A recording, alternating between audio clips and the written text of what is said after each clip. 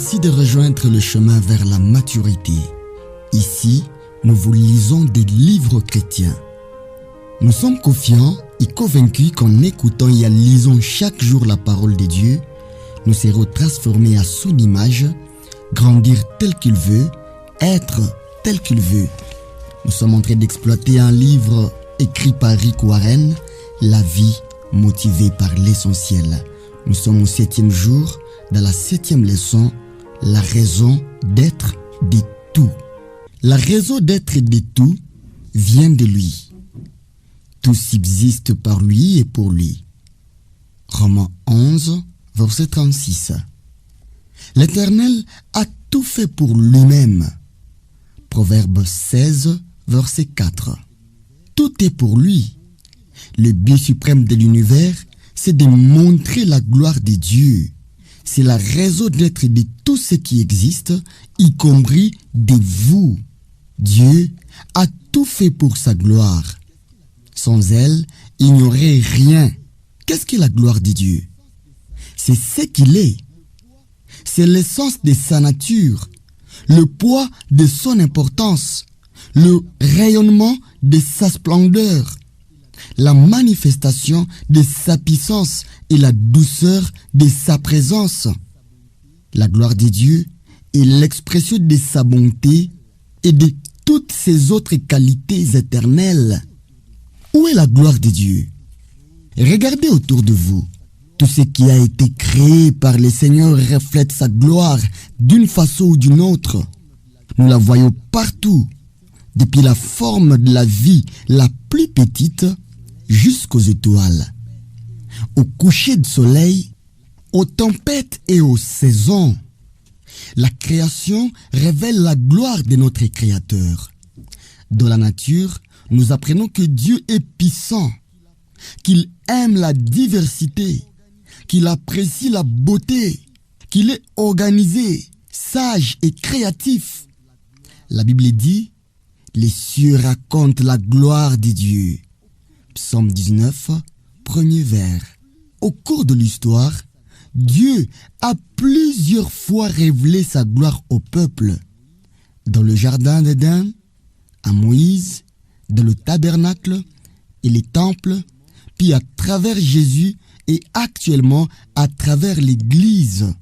Genèse 3, verset 8, Exode 33, 18 à 23, puis 40, 33 à 38, 1 Roi, chapitre 7, verset 51, 1 Roi, chapitre 8, 10 à 13, Jean, chapitre 1er, verset 14, Ephésiens 2, 21 à 22, 2 Corinthiens 4, versets 6 et 7.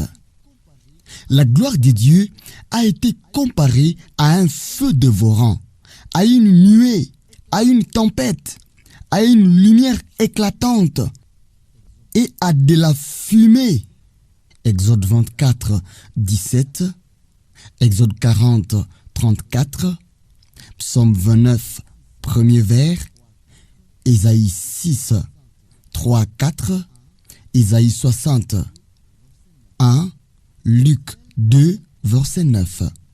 Au ciel, elle procurera toute la lumière nécessaire.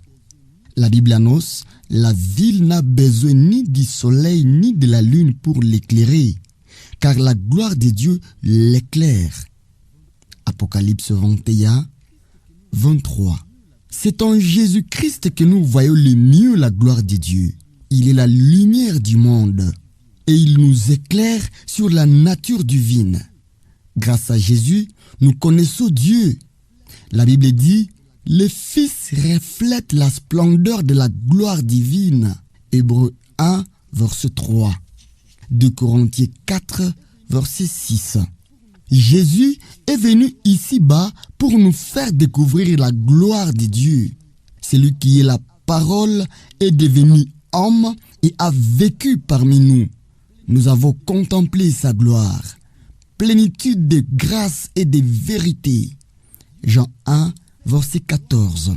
Dieu possède la gloire parce qu'il est Dieu. C'est sa nature. Nous ne pouvons rien ajouter à cette gloire, tout comme il nous est impossible de faire briller plus fort le soleil. Mais nous devons reconnaître sa gloire, l'honorer, la déclarer, la louer, la refléter et vivre pour elle. En Chroniques 16, verset 24. Psaume 29, premier. Psaume 66, deuxième vers. Psaume 96, septième vers. 2 Corinthiens 3, verset 18. Pourquoi? Parce que Dieu le mérite. Nous lui devons tous les honneurs possibles. Comme il a fait toutes choses, il mérite toute la gloire. La Bible dit: tu es digne, notre Seigneur et notre Dieu, de recevoir la gloire, l'honneur et la puissance, car c'est toi qui as créé toutes choses. Apocalypse 4, verset 11. Dans tout l'univers, seules deux sortes de créatures de Dieu ne lui rendent pas gloire: les anges déchus, autrement dit les démons, et les êtres humains. À la base, le péché est un refus de rendre gloire au Seigneur.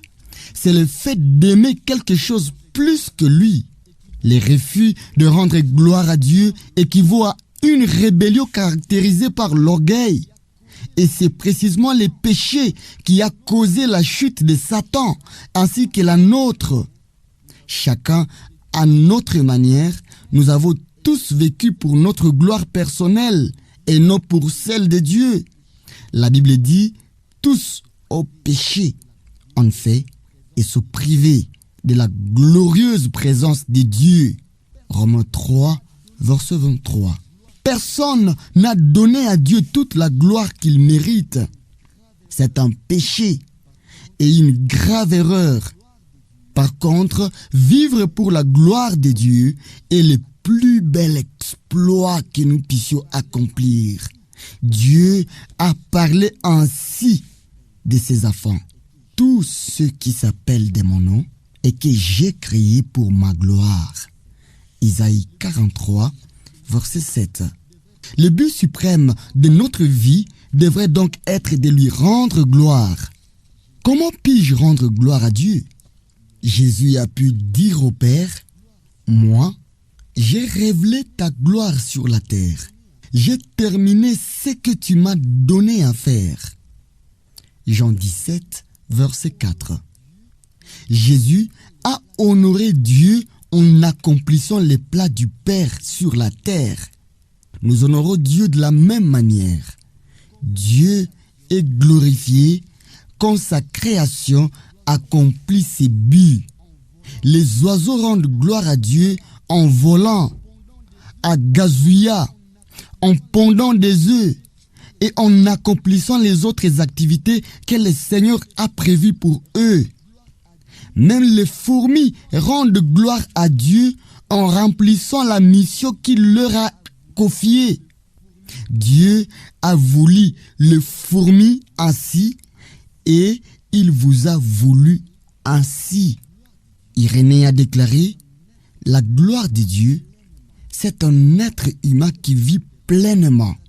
Il y a plusieurs façons de rendre gloire à Dieu, mais elles peuvent se résumer dans les 5 objectifs que Dieu fixe pour notre vie.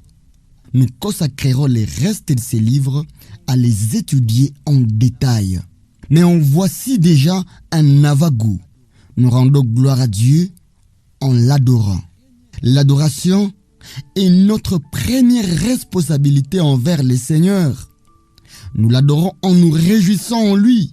C.S. Lewis a dit: en nous ordonnant de le glorifier, Dieu nous invite à nous réjouir en lui. Il veut que notre adoration soit motivée par l'amour, la reconnaissance et le plaisir, et non par les devoirs. John Piper note: Dieu est glorifié au maximum en nous lorsque nous sommes pleinement satisfaits en lui. L'adoration dépasse la louange. Les chants, même la prière, c'est un mode de vie. Nous aimons Dieu. Nous nous réjouissons en lui et nous nous donnons à lui pour accomplir ses buts. Si nous passons notre vie à rendre gloire au Seigneur, tout devient acte d'adoration.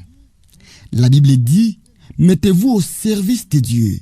Servez-vous de votre corps comme d'un moyen pour faire ce qui est juste. Romains 6, verset 13. Nous rendons gloire à Dieu en aimant les autres croyants.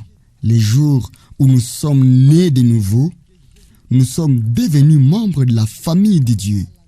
Suivre Christ ne consiste pas seulement à croire en lui. Cela signifie aussi appartenir à la famille de Dieu et apprendre à l'aimer.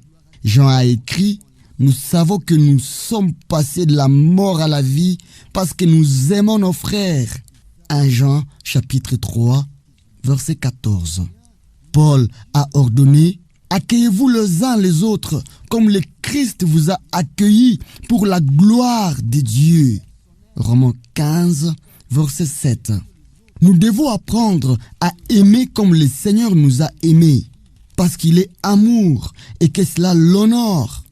Jésus a dit, comme je vous ai aimé, aimez-vous les uns les autres.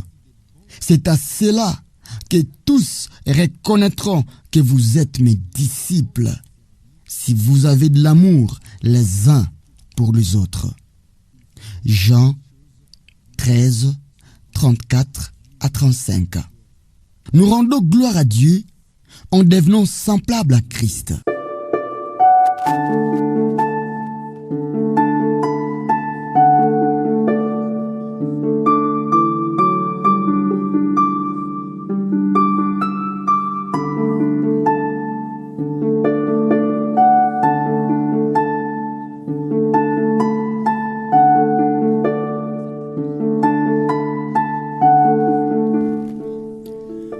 En tant que membre de sa famille, Dieu veut nous voir grandir et atteindre la maturité spirituelle, c'est-à-dire penser, réagir et agir comme Jésus.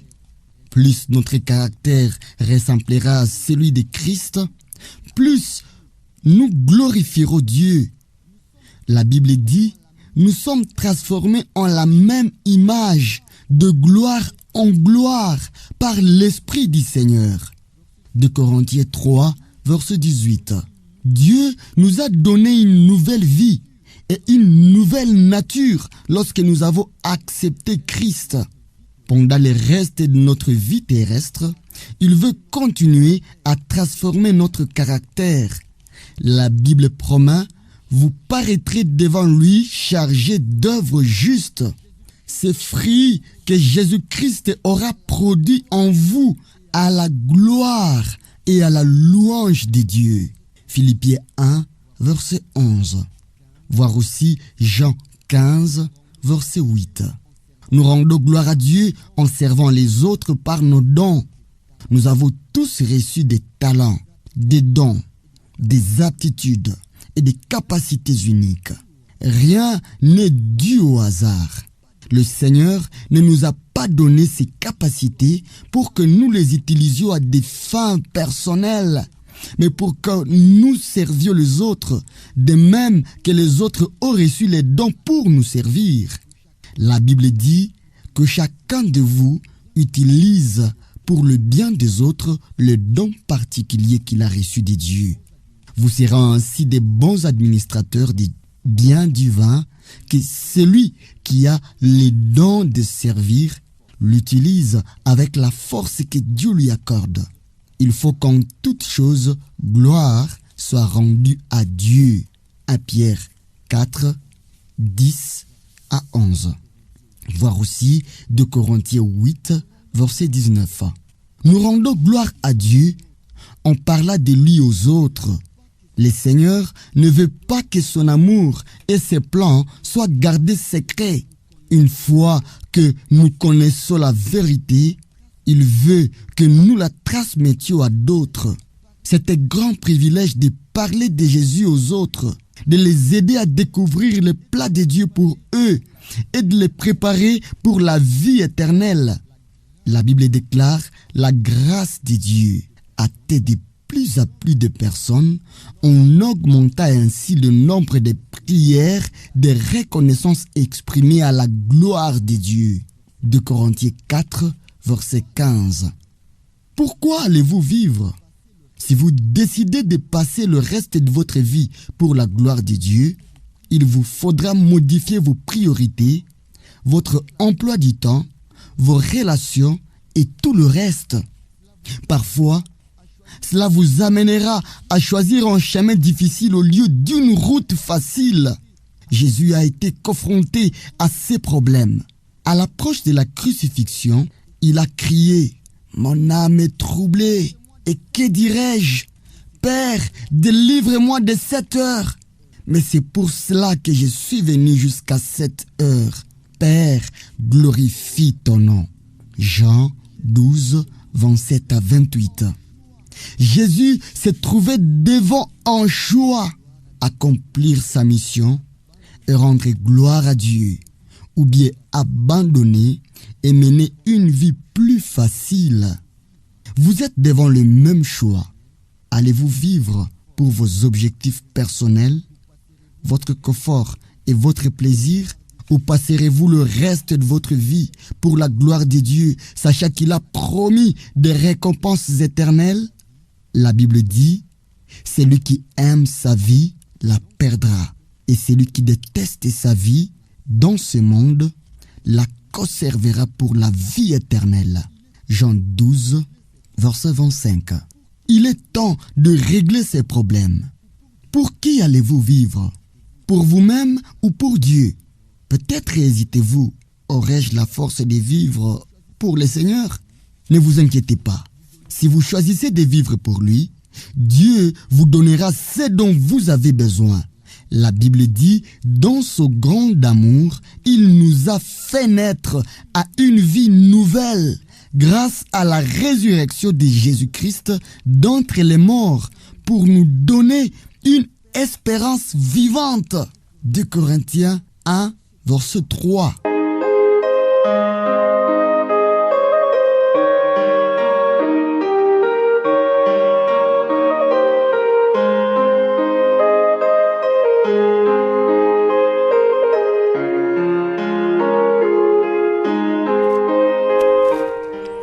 Dès à présent, Dieu vous invite à vivre pour sa gloire en accomplissant les buts qu'il vous a fixés. C'est la seule vie digne de ce nom. Sinon, vous ne ferez qu'exister. La vraie vie commence par un engagement total envers Jésus-Christ.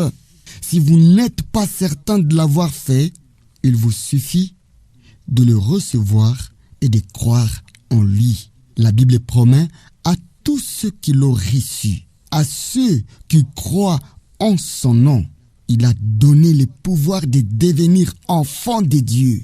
Jean 1, verset 12. Voulez-vous accepter l'offre de Dieu? Tout d'abord, croyez que le Seigneur vous aime et qu'il vous a créé pour accomplir ses buts. Vous n'êtes pas là par hasard. Vous êtes destiné à vivre éternellement. Dieu vous a choisi pour que vous ayez une relation avec Jésus qui est mort sur la croix pour vous. Il veut vous pardonner tout le mal que vous avez fait. Ensuite, recevez Jésus dans votre vie comme Seigneur et Sauveur. Acceptez son pardon pour vos péchés ainsi que son esprit qui vous donnera la force d'accomplir ses buts. La Bible le garantit, celui qui croit au Fils à la vie éternelle. Jean 3, verset 36. Je vous invite à courber la tête et à prononcer du fond du cœur une prière qui changera votre éternité. Jésus, je crois en toi et je te reçois. Si vous l'avez fait, bravo, bienvenue dans la famille de Dieu. Vous voilà prêt à découvrir les plans de Dieu pour votre vie et à le vivre. Je vous invite à en parler à quelqu'un qui saura vous soutenir dans votre démarche.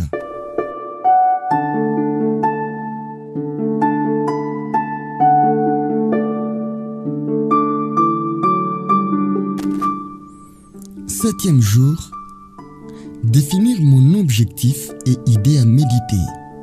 Tout est pour Dieu. Verset à retenir.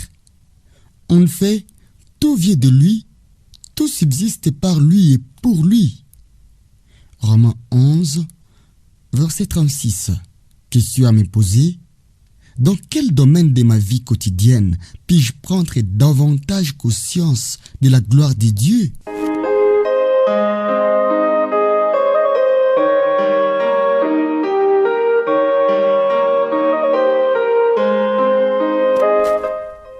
Merci d'avoir suivi cette lecture. Nous sommes en train d'exploiter les livres Une vie motivée par l'essentiel, écrit par Rick Warren.